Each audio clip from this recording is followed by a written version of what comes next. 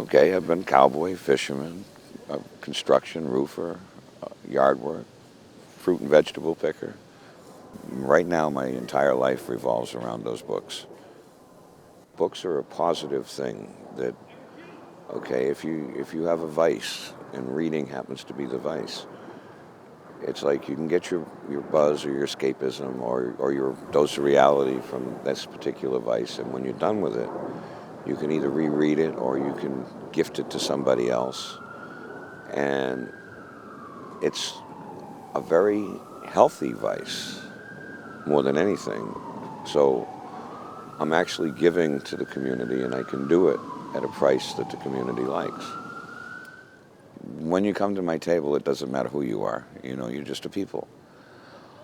Very early on the road, I adopted the CB handle, the Purple Gypsy, and it's a philosophy more than a name.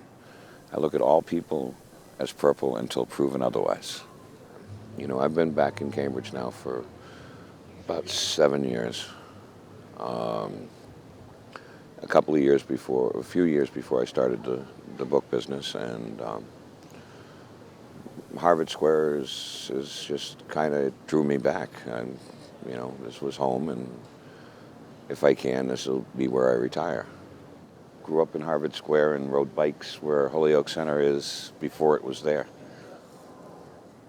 Getting a dog, that's probably the biggest turning point in my life. Up until that point, I did about a case of beer, a fifth of liquor or a quart every day, plus whatever drugs came my way. And when I got the dog, I said to her that I was going to keep her.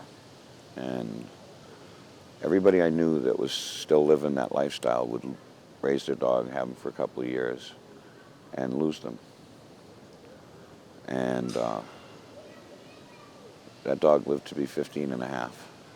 And I traded off a few things like being able to go into shelters, free meals because you don't trust people outside with your dog. But I made the much better trade.